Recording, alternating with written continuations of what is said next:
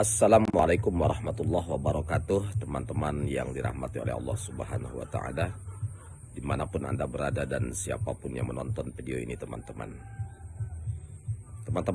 ada sebagian pasien yang pernah saya tangani,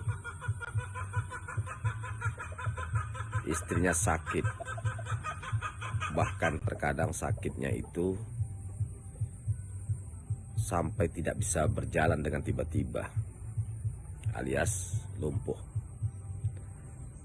Dan selusur punya selusur, penyebabnya adalah gara-gara suaminya melakukan satu amalan yang tidak ada syar'inya, seperti harus berzikir satu hari 1000 kali. Ya, harus berzikir satu hari 1000 kali, teman-teman. Jadi kenapa bisa terundang ketika dia melakukan zikir 1000 kali satu hari? Kenapa itu bisa terundang?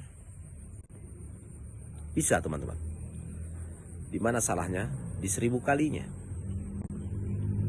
Harus 1000 kali. Setiap malam dia lakukan zikir harus 1000 kali. Nah, inilah talbis iblis. Sementara Allah dan Rasul tidak pernah menentukan untuk kita harus 1000 kali. Salah rupanya zikir 1000 kali satu hari. Sebenarnya lebih pun kalau sanggup silahkan, selagi Anda tidak membatasi harus 1000. Karena Allah dan Rasul nggak pernah membatasi harus 1000. Tapi zikir sebanyak-banyaknya, iya, kita dianjurkan zikir sebanyak-banyaknya, kalau bisa pun lebih. Nah, tapi harus 1000 ini paket datang dari mana? Bukan dari Allah, bukan dari Rasul.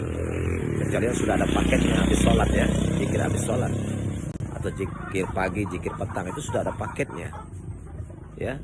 Tapi zikir harus 1000 itu paket dari iblis, dan inilah talbis iblis, teman-teman. Dan bukan gampang menghabiskan zikir satu hari 1000 kali. Bacaannya pun udah centang perenang, itu nggak jelas.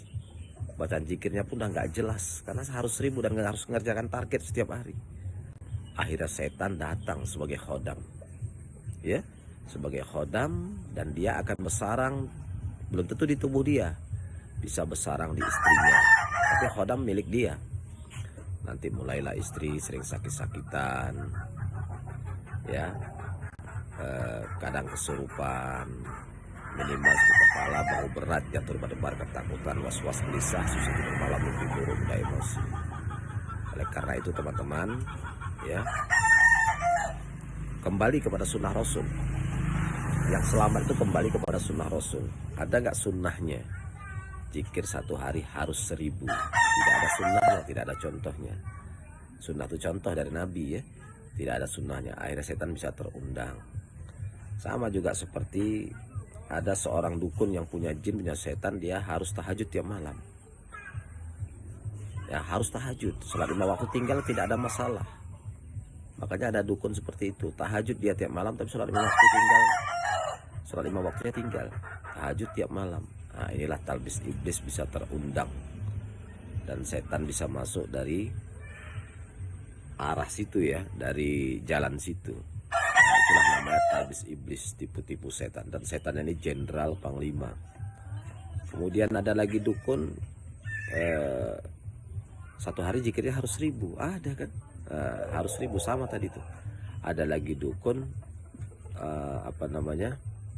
puasa Senin Kamis tidak tinggal, puasa Ramadan malah tinggal. Perintah dari mana? Dari setan. Salah rupanya puasa Senin Kamis setiap hari. Sebenarnya nggak masalah, karena kalau selagi kita meyakini itu adalah sunnah, tidak ada masalah. Tapi tidak boleh tinggalkan. Sementara